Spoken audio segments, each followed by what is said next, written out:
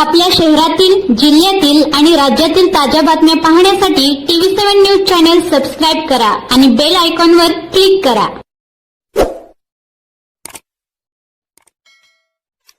आज तुम्ही मौदमध्ये आलेला आहात, तर पत्रकार परिषद घेण्याचा उद्देश काय आहे? ही पत्रकार परिषद नाही, ही पत्रकारांशी संवाद आहे. आज आपण डॉक्टर बाबासाहेब आंबेडकर यांनी दिलेल्या अधिकाराचा वापर करून संपूर्ण महूद गावातील ग्रामस्थांना सांगतो की आपल्याला जे पाणीपट्टी आहे, घरपट्टी आहे, त्याच पद्धतीने जनावरांचे अवजारे आहेत, बी बियाणं आहेत, पाईपलाईन आहे, रोड आहे, घरकुल आहे, या सगळ्या समस्या लोकांच्या ऐकून घेण्यासाठी आणि याच्यावर न्याय मिळवण्यासाठी आज महूद गावातील लोक स्वतः बोलणार आहेत. त्यामुळं मी बोलण्याचा संबंध येत नाही. माझी विनंती आहे की महूद गावामध्ये जे काय भोंगळ कारभार चालू आहे, ग्रामसेवक आणि ग्राम महसूल अधिकारी, रोजगार सेवक हा मनमानीप्रमाणे कारभार करत आहेत. यांना कुठेतरी वाचा फोडण्यासाठी आम्ही या ठिकाणी टोळे बंधू आणि आमची सर्व टीम या ठिकाणी आलेली आहे. तुम्ही आता जनतेशी संवाद साधा.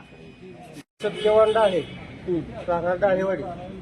इथं महूद गावामध्ये गोरगरीब जनतेला जे घरकुल येते, त्या घरकुलमधून त्यांचा एक मस्टर काढण्यासाठी 500 रुपये प्रति, असे 4 बिल काढायला एका घरकुलला 2000 रुपये घेतले जातात रोजगार सेवकाकडून.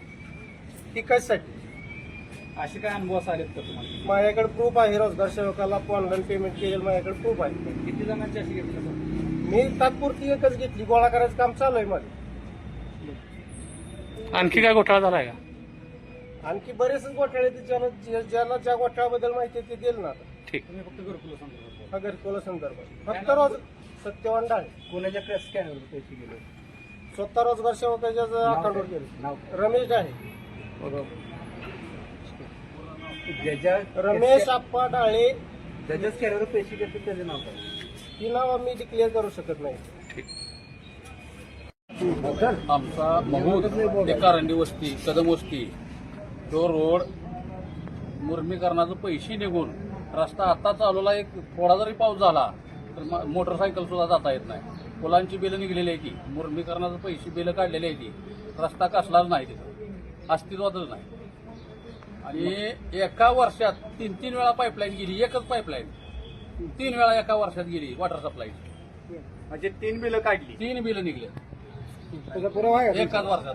आता माझंच मशीन होतं ना चालवायला तिथं. आता काय बाकीच नाही. जो काम करतोय तोच सांगतोय ना 3 म्हणजे एकच पाईपलाईन किती जण आणि आमच्या नागाला उकरून जाते ती, आमच्या दारात उकरून जाते ती. 2025 मध्ये घरकुल आलं आमचं ऑनलाईन नावावर. पण पहिला मस्त निघला, पण पहिला मस्त आम्ही घरकुलची बांधकाम केलं आमचं.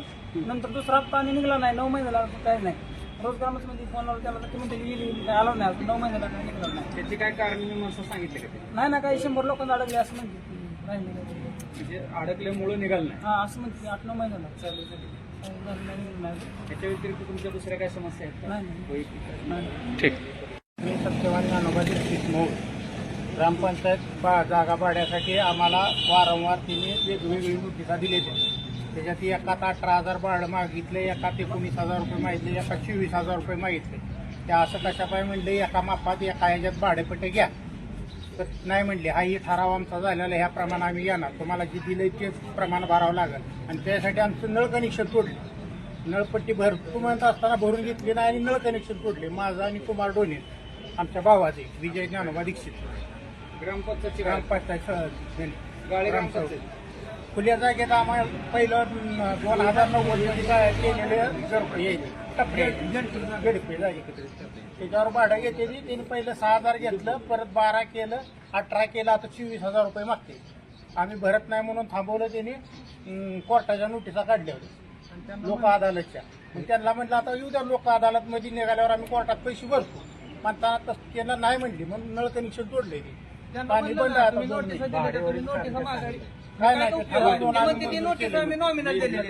पंचायतीने ठराव घेऊन मंजूर केलं. त्याची काय नोटीस आहे का नाही, आम्ही नॉमिनल दिलेली आहे. त्याचा आहे ना आमचा ह्याचा काय संबंध नाही असं त्यांनी सरळ सांगितलं होतं आम्हाला. आता माहितीचा अधिकार देऊन त्यांना मागितल्यासाठी पण दिला नाही. म्हणजे 7 तारखेला मागच्या दिलाय. अजून त्यांनी एकही कागद आम्हाला रिटर्न दिला नाही. माहितीच्या अधिकाराखाली आम्ही नोटीस दिलेली आहे त्यांना. त्याची पोच बी आमच्याकडे आहे. 7 तारखेला दिली, आता 7 तारीख होऊन गेली तरी त्यांनी अजून ₹1 म्हणजे माहिती काय सध्या दिली नाही, कागद सध्या दिला नाही. जेव्हा तुम्हाला काय करायचं ते करा, सही करून दिली नाही एवढंच म्हणून आम्हाला सांगितलं. ह्या संदर्भात ग्रामसभेमध्ये काय ठराव वगैरे घेतले? ग्रामसभाच झाली नाही. ग्रामसभा 5 झाली. मिनिटात तिथं ग्रामसभा भरवली, लगेच कुंडाळून गेली. सगळ्यात महत्वाचा विषय, ग्रामसभा ज्यावेळेस एखाद्या गावची ग्रामसभा होती त्यावेळेस लोकांपर्यंत पोहोचवणं काम कुणाचं आहे? ग्रामपंचायतचं काम आहे. ग्रामपंचायतची आज तागायत, माझं वय आज 33 वर्ष आहे. 33 वर्षाच्या काळात कधीही सर्वसामान्यापर्यंत आज बाबा ग्रामसभा आहे असं कधीही कळलं नाही. ह्यांनी आता जो दीक्षित साहेबांनी मुद्दा मांडला, मी पण गाळाधारक आहे. ह्यांनी जिथं ₹300 वर्षाला ₹1000 ₹1200 भाडं होतं, ह्यांनी महिन्याला ₹1200-1000 भाडं केलं आणि एकाही गाळाधारकाला एकही नोटीस काढलेलं नाही. आम्ही विचारायला गेलो, आम्ही सगळ्यांनी त्याच्यावर, मी स्वतः सही केली, आम्ही सगळ्यांनी सह्या करून दिले.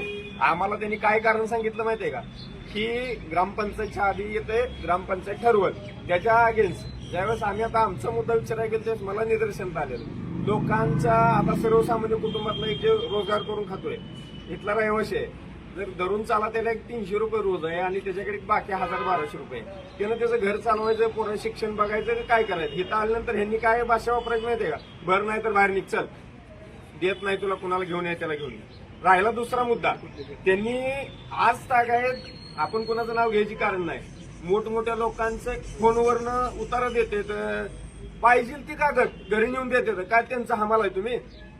एकट्या त्यांचं गाव आहे. सर्वसामान्य लोकांसाठी ग्रामपंचायत आहे का मोठ्या मोठ्या लोकांसाठी?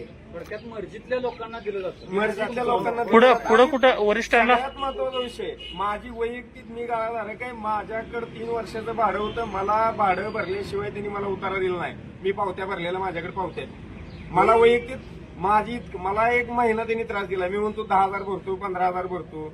मला रेशन कार्डासाठी पुढं वरिष्ठाला कुठं कळवलंय का? तक्रार केल्यानंतर ती म्हणते जा काय करायचं कर. वरिष्ठ तुम्ही कळवलंय का कुठं? हो केली ना, लेखी तक्रार केली मी त्यांना. कुणाकडे केली? बीडीओ ऑफिसवर तक्रार केली ना. त्यांच्याकडे काय प्रतिक्रिया? त्यांच्याकडनं आणखी काही प्रतिक्रिया आली नाही. मी तक्रार करून जवळजवळ 20-25 दिवस होत आले. मला तुमचं देतो, करतो, ठेवतो ह्या भाषेत उत्तर दिली आणि माझ्या समोर एक सर्वसामान्य कांबळी माणूस आला होता, अपंग आहे पायानं. ते म्हणलं माझं ही झालं नाही, वाटलंही म्हणलं तुला झोपला होता वाटलं.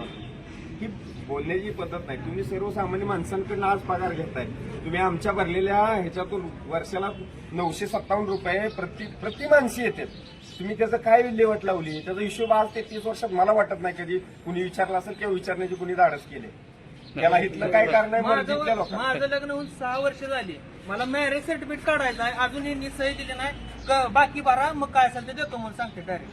6 वर्ष झालं मला रेशन कार्डाला. आमच्या मंडळीचं भावाच्या बायकोचं 2 वर्ष झालं, चुलत भावाच्या. आता सख्या भावाचं 6 महिने झाले. कागदपत्र एक सध्या दिलं नाही त्यांनी.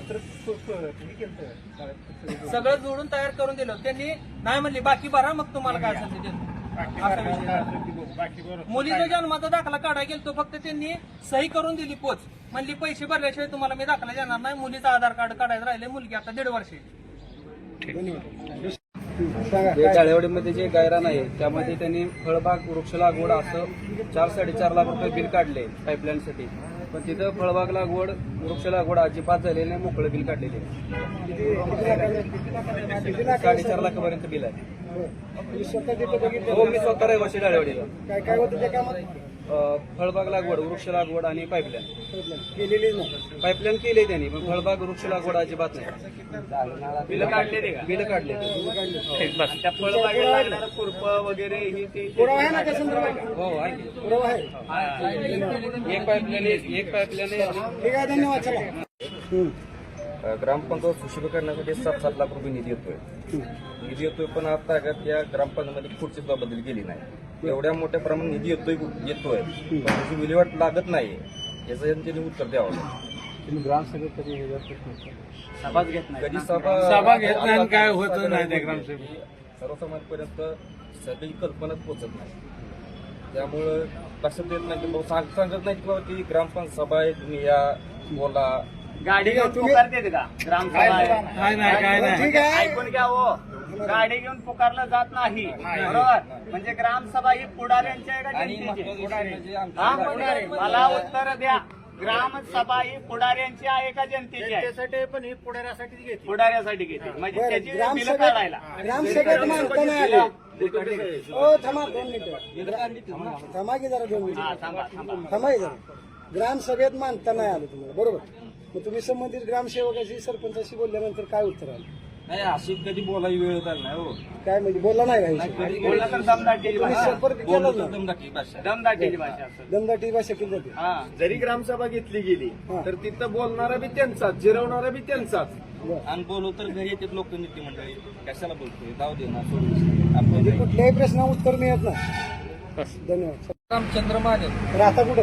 राहणार बेकर वाटात 10 महिने झाले घर खरेदी केलंय, भाऊसाहेबनं नोंद करून घेतली बरं. आणि आधीच्या मालकाची पाणीपट्टी घरपट्टी घे भाऊसाहेबला भरून घेतली नाही, माझ्या नावावर हायशी लावली, उतारा मागा गेलं का अंगावर येतो भाऊसाहेब काठी घेऊन. अंगावर यायचं, तो ग्रामसेवक जनतेचा आहे की जनतेच्या अंगावर येण्यासाठी? आणि काय तिथे गेलं का बोलू सकाळ देत नाही, एक शब्द सकाळ काढत नाही, कोणाला आणायचा त्याला आणजा, कुठं जायचं तिथं जा, काय करायचं ती कर, जा तुझ्या वरीनं बघ. ग्रामसेवक बोलतो का असं? हो. पुढाऱ्याची काय वचक सांगतो का दुसऱ्या? नाही दुसऱ्या पुढाऱ्याची वचक सांगणार, ती म्हणतो तू कुठं जायचा तिथंपर्यंत तुझ्यात काय असेल तेवढं दम बघून घे. तुम्ही जागा घेत असताना तिथे त्या उतारीवरती काय बघितलं होतं का नाही? समजा ही केलं होतं भाऊसाहेबनं खरेदी करायच्या आधी नोंद करून घेतली, मी त्याची कलेक्टर पर्यंत घरपट्टी पाणीपट्टी भरलेली होती का पूर्वीची? उतारा बघितला नव्हता का? कागद आणला. थांबा जरा 2 मिनिटं. तुम्ही प्रश्नाची उत्तर द्या. हा.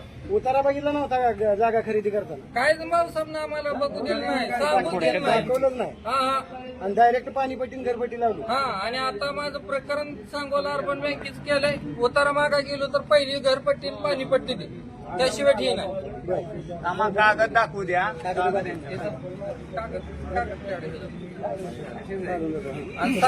तसं पुरावा आहेत ना तुमच्या सगळे? होय. मी समजा बीडीओ पर्यंत तक्रार दिलेली आहे, कलेक्टर पर्यंत दिलेले आहे, पालकमंत्र्यापर्यंत तक्रार दिलेली आहे, अजून त्याची ही झालेली नाही. त्याच्या प्रत आहेत का तुमच्याकडे? होय. समजा प्रत आहे. संबंधित सर्वसामान्य इकडे समाजाचं माणूस तिकडून काय उत्तर आलं?